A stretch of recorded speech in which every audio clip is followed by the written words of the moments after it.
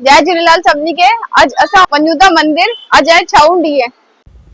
असां निकिरी वियासीं मंदिर वास्ते ऐं असांखे रास्ते में कावड़नि जा दर्शन थिया। ही ॾिसो कावड़ी वञनि पिया ऐं इलाही सुठी कावड़ उते बीठी हुई महादेव जी।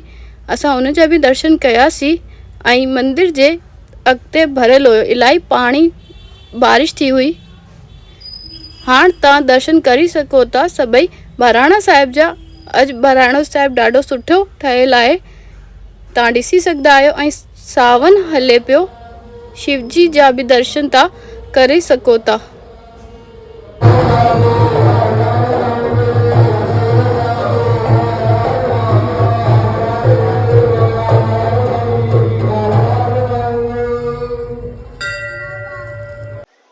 हाणे असां वञूं था घर ऐं तव्हां ॾिसी सघंदा आहियो केतिरो पाणी हिते भरियल आहे। ऐं अॼु जो सवाल आहे, दरिया खे सिंधी में छा चवंदा आहिनि? रास्ते में तव्हां ॾिसी सघो था, असांखे ॾेखाम ॾिनी कावड़ इलाही सुठी ठहियल हुई ऐं हुनजो डीजे इलाही ज़ोरदार हुयो।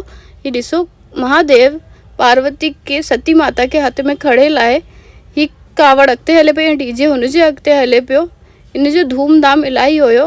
पोइ असां घर पहुची वियासीं। अॼु जो व्लॉग हेतिरो ई आहे।